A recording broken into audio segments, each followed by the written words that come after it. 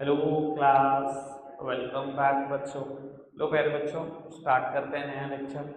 बाबू, कल ना मैंने रिफॉर्म्स का जिक्र करा था आपसे बहुत सारे। सब एग्रेरियन रिफॉर्म का हम बात कर रहे थे। एग्रीकल्चर रिफॉर्म मतलब था उसका लैंड रिफॉर्म्स पढ़े। एनसीईआरटी ने सिर्फ 2 लैंड रिफॉर्म दिए थे, मैंने 4 पढ़ाए थे। टेक्निकल रिफॉर्म तो एनसीईआरटी शो ही नहीं करती, मैंने 4 इसमें बताए थे। जनरल रिफॉर्म एनसीईआरटी शो ही नहीं करती, मैंने 3 बता दिए थे, एक और बता रहे। बाबू, हमने इसमें बात करी थी इरिगेशन फैसिलिटी की, फिर हमने बात करी थी एमएसपी की, प्राइस सपोर्ट पॉलिसी जिसको बोलते हैं, मिनिमम सपोर्ट प्राइस जिसको बोलते हैं। फिर हमने जाते जाते कोऑपरेटिव एग्रीकल्चर सोसाइटी की बात करी थी, है ना बाबू। सॉरी, मैंने कोऑपरेटिव मार्केटिंग सोसाइटी की बात करी थी। अब मैं बेटा बात करने जा रहा हूँ क्रेडिट कोऑपरेटिव सोसाइटी की। बेटा ये क्या चीज़ है क्रेडिट कोऑपरेटिव सोसाइटी और कॉमर्शियल बैंक्स? बेटा अर्लियर होता क्या था, जो मनी लेंडर थे ना, जो लैंडलॉर्ड्स थे, ये बड़े एक्सप्लॉइट करते थे बेटा फार्मर्स को, क्योंकि बेटा इनकी ब्याज बहुत महंगी थी। फार्मर को ना वेरियस एक्टिविटीज़ के लिए लोन चाहिए, उनको सीड्स खरीदने हैं, पेस्टिसाइड इंसेक्टिसाइड्स खरीदने हैं, तो चाहिए लोन। बाबू, इसके अलावा बेटा आपने क्रॉप प्रोड्यूस करनी स्टार्ट करी। क्रॉप सीजन 10 महीने का है, आपका 1 डेढ़ महीने के बाद काम खत्म हो गया, आप खाली हो। 10 महीने के बाद पैसे आने हैं आपके। बीच में कोई भी रिलीजियस सेरेमनी घर में है, पैसा चाहिए। कोई भी अनहोनी होगी है, पैसा चाहिए। कोई इमरजेंसी है, पैसा चाहिए। और बेटा मनी लेंडर लैंडलॉर्ड्स इसी चीज से तो आपको एक्सप्लॉइट करते थे, है ना। बाबू, ब्याज कितनी महंगी, कल भी मैंने डिस्कशन करा। 10-10% ब्याज इनकी, तो भाई ये नहीं रुकते। 10-10%, 5-5%, 8-8%, डिपेंडिंग अपॉन योर जरूरत। जितनी खतरनाक जरूरत उतनी ज़्यादा ब्याज, ठीक है।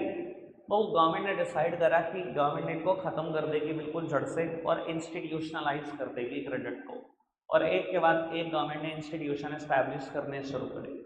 अब वो कॉमर्शियल बैंक का जिक्र मैंने करा कल आपसे, ठीक है ना। मुझे 2 बातें और कर रही थी, मैंने कहा था 15-15 मिनट लग जाएंगे मुझे, इस वजह से बेटा मैंने वाइंड अप कर दिया।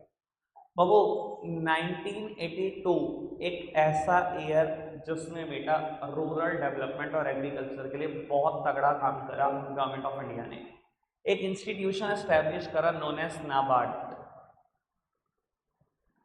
पहले बताओ, किसी ने नाम सुना है कभी? किसी ने नहीं सुना? ठीक है, टेंशन नहीं, फिर मैं समझाता हूँ। और वो नाबार्ड का मतलब क्या है? National, NA stands for national bank for agriculture and rural development. National bank for agriculture and rural development. बेटा एग्रीकल्चर और रूरल डेवलपमेंट के लिए बैंक काम करता है। बाबू, ये नेशनल लेवल पे बैंक है, इसकी इंपॉर्टेंस इक्वलेंट टू RBI है। ये पब्लिक डीलिंग नहीं करता बैंक, ठीक है। RBI पब्लिक डीलिंग करता है, हमें लोन देता है क्या RBI? बैंकों के थ्रू ही तो दिलवाता है। तो नाबार्ड का काम भी यही है। काम ये सिर्फ एग्रीकल्चरिस्ट और रूरल डेवलपमेंट के लिए करता है, पर वो नेशनल लेवल बॉडी है, RBI की टक्कर की बॉडी है, पब्लिक डीलिंग नहीं करती। क्या करती है? उन इंस्टीट्यूशन के थ्रू फाइनेंस कराते हैं जो फाइनेंस रूरल एरिया में कराते हैं। कोई दिक्कत, कोई परेशानी तो नहीं? समझ में आ रही है बात बहू? यानी कि ये समझ लो, नाबार्ड उन इंस्टीट्यूशन को फाइनेंस करता है जो इंस्टीट्यूशन फार्मर्स को लोन देता है। यानी कि नाबार्ड खुद लोन देता है कॉमर्शियल बैंक को, और कॉमर्शियल बैंक फर्दर फार्मर्स को। बात समझ में? पक्का से बाबू। इसके अलावा एक और चीज जिसका मुझे जिक्र करना है, रीजनल रूरल बैंक्स। ये क्या चीज है रीजनल रूरल बैंक्स? आपने शायद कभी भी नहीं सुना होगा, ये भी काम आपके सामने पहली बार आने जा रही है। बाबू, एक कॉमर्शियल बैंक की फुल फ्लेज ब्रांच बनाने में आपको पता कितना एक्सपेंस होता है? देखो, जगह तो रेंट की है, कोई भी आप जगह देखो, बैंक हमेशा रेंट पे जगह लेता है, ठीक है। रेंट 70,000 रुपये महीना, 60,000, 50,000, लाख, जैसी जगह वैसा रेंट, है ना। उसके बाद अंदर बाबू काफ़ी अच्छी फिटिंग, जिसमें 5 से 10 लाख रुपए बैंक लगा देता है, क्योंकि बैंक जगह लेता है लीज पर 20 साल, 30 साल, 50 साल।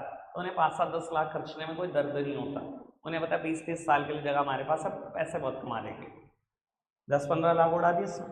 अंदर जो स्टाफ काम कर रहा है उसकी सैलरी एवरेज 50,000 है सरकारी बैंक में, ठीक है जी, 10 स्टाफ, 5-7 लाख रुपए की सैलरी, ठीक है जी। उसके अलावा एक दो चपड़ासी, एक दो वॉचमैन, ब्ला ब्ला ब्ला। उसके बाद अच्छे खासे एसीज, उसके बाद बिजली के बिल, डीजल, पेट्रोल, जनरेटर, ब्ला ब्ला ब्ला। अच्छा समझ रहे हो? अच्छा, एक गांव जिसकी पॉपुलेशन 2-3 हज़ार लोग हैं, वहां पर एक कॉमर्शियल बैंक के एक ब्रांच एस्टैब्लिश करो। बाबू फिजिबल है या नहीं? कमा पाओगे या नहीं? शायद नहीं। शायद सबका आंसर होगा नहीं, नहीं कमा पाओगे। क्यों? कितने डिपॉजिट्स आ जाएंगे और कितने लोन कर दोगे? पहले तो ये डिसाइड करना ही बहुत मुश्किल है कि गांव के बंदों को बेटा आप लोन किस बेसिस पे करोगे, अगर उनके पास सिक्योरिटी नहीं है गिरवी रखने के लिए। और अगर कर भी दिए तो कितने लोन? भाई 2000-3000 पॉपुलेशन है, 10% को लोन कर दोगे। 10% ही लोन की डिमांड करेंगे, आधे से ज़्यादा तो लोग गांव के भी नहीं सोचते कि लोन लेना, उन्हें डर भी बहुत लगता है। जो लेना चाहते हैं उनसे ये इंश्योर करना मुश्किल है कि वो वापसी देंगे कि नहीं। तो 300 लोगों को लोन दे दोगे, क्या कमा लोगे? बस ये बताओ, बात तो ये है बड़ी सिंपल सी। ब्रांच खोल लोगे फुल फ्लेज? नहीं, फिर क्या करें? क्या ऑप्शन है? बाबू वहाँ पर खोली जाती हैं RRBs। ये RRBs क्या है? Regional rural banks. Commercial bank से बहुत छोटे, लेकिन फाइनेंस्ड बाय कॉमर्शियल बैंक। पैसा फाइनेंस कॉमर्शियल बैंक की देगा इनको भी। बाबू ये ब्रांचेस चलती कैसे हैं? 1-2 लोगों का स्टाफ है, दैट्स इट। 1 से 2 लोगों का स्टाफ है बस, ज़्यादा स्टाफ भी नहीं है। ठीक है जी, बहुत छोटी जगह लेंगे, बहुत सस्ती लोकेशन में लेंगे।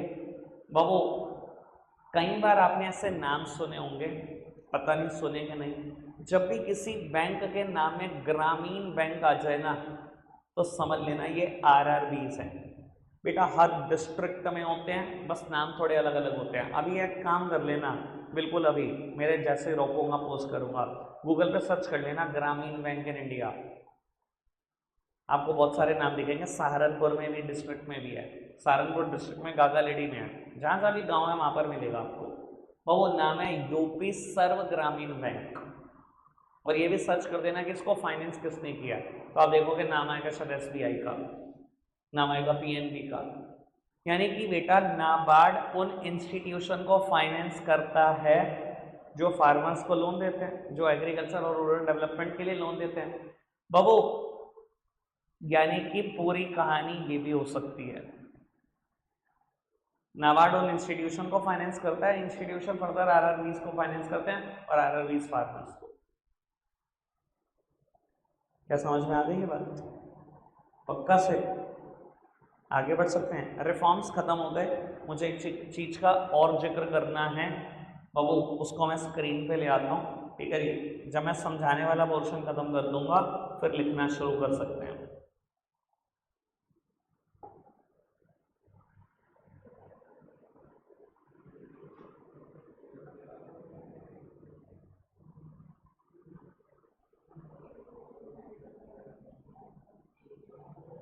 बाबू फटाफट से पढ़ना शुरू करना, ग्रीन रेवोल्यूशन जल्दी से पढ़ना शुरू करना बाबू, टाइम मत लगाना।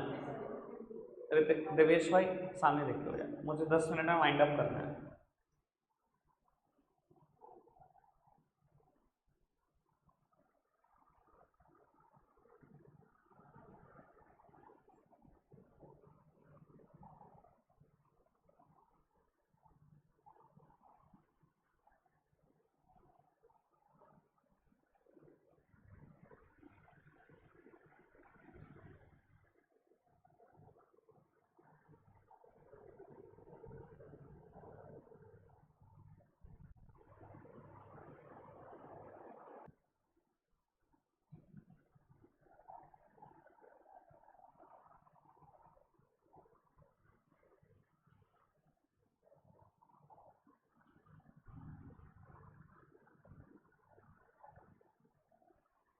पढ़ना, बस ये पैराग्राफ पढ़ दो।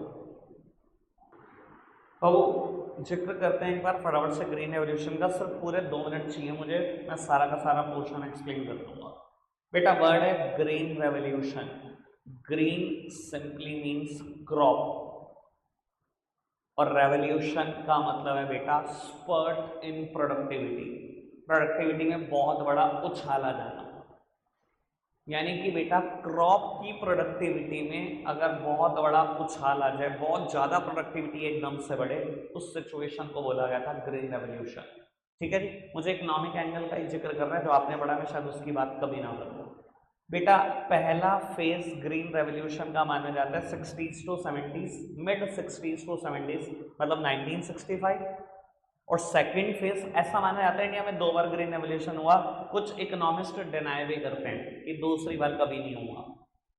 ठीक है जी, पर वो अलग अलग स्कूल ऑफ थॉट है, हमें फर्क नहीं पड़ता, मेरे को तो पहले का ही जिक्र करना है। दूसरी बार माना जाता है मिड 70s टू 80s, मतलब 1975। ठीक है जी बाबू, जब पहली बार ग्रीन रेवोल्यूशन आया कुछ मेरिट्स कुछ लिमिटेशन थी, मैं जिक्र कर रहा हूँ। लिमिटेशन, सबसे पहली लिमिटेशन है लिमिटेड क्रॉप। माना जाता है पहली बार जब ग्रीन रेवोल्यूशन आया सिर्फ व्हीट और राइस थे। तीसरी क्रॉप की प्रोडक्टिविटी बढ़ी नहीं थी, व्हीट और राइस की प्रोडक्टिविटी बढ़ी थी, तीसरी कोई चीज़ ही नहीं थी जो बढ़ी। Limited crop. दूसरा है लिमिटेड रीजन। आपने पढ़ा भी होगा कि पहले ग्रीन रेवोल्यूशन का इम्पैक्ट सिर्फ पंजाब, आंध्रा और तमिलनाडु पे था। Where is UP, where is Bihar, where is MP, वहाँ इम्पैक्ट ही नहीं पहुंचा। ठीक है जी। तीसरी बात, स्मॉल एंड मार्जिनल फार्मर्स। आपको पता है ना बेटा, ये ग्रीन रेवोल्यूशन HYV टेक्नोलॉजी की वजह से हुआ, अभी आपने NCERT में भी पढ़ा। वो तीसरी लिमिटेशन है लिमिटेड फार्मिंग पॉपुलेशन। देखो इंडिया की जो bulk of the farming population है वो स्मॉल और मार्जिनल फार्मर है, and HYV technology require expensive inputs which are beyond the reach of small and marginal farmer. खाली ये तो नहीं है ना HYV सीड्स ले आओगे काम चल जाएगा, कल बताया था ना, पूरी की पूरी टेक्नोलॉजी लानी पड़ेगी और वो महंगी है। अब स्मॉल फार्मर खरीद तो सकता नहीं उसको, और हमारी बल्क पॉपुलेशन है ही स्मॉल फार्मर की। बड़े रेयर फार्मर जो लार्ज फार्मर है, जो बहुत तगड़े फार्मर है। तीसरी लिमिटेशन हो जाए limited crop, limited region, limited farming population. ठीक है, last one is economic divide. बाबू ग्रीन रेवोल्यूशन की वजह से ना रिच और पुअर फार्मर के बीच की खाई और बढ़ गई। क्यों? एक तो पहले से पुअर, आप पहले से रिच, आपने और HYV टेक्नोलॉजी खरीद कर और ग्रीन रेवोल्यूशन का बेनिफिट उठा लिया, और रिच, जो खाई है ना बहुत बढ़ गई। और इंडिया में ना आप हालात देखते ही हो, loan waiver is frequently required. Loan माफी तो चाहिए चाहिए, लगभग हर साल चाहिए फार्मर्स को। मानते हो ना ये बात? हमारे देश में लोग इलेक्शन इस दम पे जीत जाते हैं।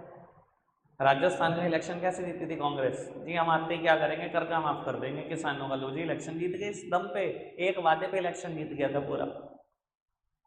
मतलब इतने लोन माफी के बाद भी आज भी suicide is a serious challenges among farmer. आज भी सुसाइड रुकते नहीं है फार्मर्स के। तो ये हालात हैं भाई ग्रीन रेवोल्यूशन के। सारी लिमिटेशन क्लियर, 4 बताई, चारों क्लियर। मेरिट्स की बात करते हैं बेटा, ग्रीन रेवोल्यूशन का सबसे बड़ा फायदा, इंडिया सेल्फ सफिशिएंट हो गया फूड ग्रेन्स में। मैंने कुछ टाइम पहले हेडिंग बताई थी self sufficiency long term goal में, और आज लिखा हुआ आ गया इंडिया USA की मर्सी पे नहीं रहा, लिखा बता भी लास्ट लाइन में। USA का जिक्र सेल्फ सफिशिएंसी में इन्होंने मानी करा, और मैंने वहीं क्लियर कर दिया था कि USA ने क्या किया था इंडिया के साथ 1965 में। तो बाबू जब ग्रीन रेवोल्यूशन हुआ तो इंडिया का सबसे पहला काम, इंडिया आज की तारीख में सब खा नहीं रहा, India is having a buffer stock of food grains. इतना भरा पड़ा है कि अपनी आधी पॉपुलेशन को 6 महीने तक खिला देंगे, इतना इंडिया के पास फूड ग्रेन्स का स्टॉक रहता है, हट नहीं। क्लियर है बात? दूसरी बात सर, जब क्रॉप का प्रोडक्शन इतना ज़्यादा हुआ, इतना ज़्यादा होने लगा कि फार्मर को समझ में आ गया मेरे से तो खाया नहीं जा रहा इतना, क्या करूँ, बेचता हूँ। तो बेटा उसके लिए अब कॉमर्शियल वेंचर बन गया ग्रीन रेवोल्यूशन। ग्रीन रेवोल्यूशन ने दिखाया कि फार्मिंग एक सबसिस्टेंस का सोर्स नहीं, एक कॉमर्शियल वेंचर है। समझ में आई बात? एक last heading, substantial rise in acreage. Babu substantial rise in acreage, बेटा एकरेज का मतलब होता है एरिया अंडर कल्टीवेशन। बाबू एक बात बताओ, बच्चे सोचते होंगे कि ग्रीन रेवोल्यूशन की वजह से एरिया कैसे बढ़ जाएगा। भैया जो नेचर ने दिया वो दिया, एरिया तो ऑटोमेटिकली बढ़ने से रहा। तो मैं एक बात अब क्लियर करना चाहता हूँ, प्लीज सामने देखना आराम से। मान लो बेटा इंडिया में 20 लाख एकड़ जगह है, बहुत कम बोल रहा हूँ ठीक है, लेकिन एग्जाम्पल समझना है आपको। ठीक है, 20 लाख एकड़ जगह है मान लो, इतनी है इंडिया में। ठीक है, और 8 महीने इस्तेमाल करते हो 12 महीने में से। 8 महीने का क्रॉप सीजन करा, 4 महीने खाली प्रिपरेशन ऑफ सॉइल करो, फैलोइंग करी, ताकि बेटा सॉइल की फर्टिलिटी आ जाए, फिर दोबारा वही वीट प्रोड्यूस करे। अगर आप 8 महीने यूज करते हो और 12 महीने में से, तो प्रैक्टिकली क्या कर रहे हो, कितना यूज कर रहे हो अपनी लैंड को? 13.33 लाख एकड़, यही कर रहे हो। बाबू ग्रीन रेवोल्यूशन आने की वजह क्या थी? HYV टेक्नोलॉजी, मतलब HYV seeds, chemical fertiliser, pesticide, insecticide. अब जब केमिकल फर्टिलाइजर का यूज होने लगा, तो बेटा केमिकल फर्टिलाइजर का जब आप यूज करते हो, आपको कभी भी फैलोइंग करना नहीं पड़ता, यानी कि एक दिन भी वेट नहीं करना। 8 महीने का क्रॉप सीजन पूरा करा, 4 महीने की एक छोटी क्रॉप भी प्रोड्यूस कर दो, यानी कि डबल क्रॉपिंग बिकम पॉसिबल। अब जब डबल क्रॉपिंग पॉसिबल हो गई, अब अभी भी 20 लाख एकड़ लैंड है, पर अब 12 के 12 महीने इस्तेमाल हो रही है, तो हमारा जो एरिया अंडर कल्टीवेशन है वो 20 लाख एकड़ है। पहले कितना था? 13.33। दिखाई दे रहा है कैसे एरिया अंडर कल्टीवेशन बढ़ा?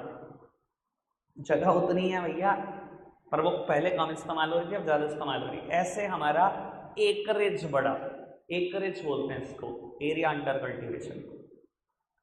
तो 3 मेरिट थी, 4 डेमेरिट मैंने खत्म कर दिया। लिखने वाला पोर्शन रहता है एफएक्स पोर्शन, और वो लिखना शुरू करते हैं नोट्स, कल वाला पोर्शन और आज वाला।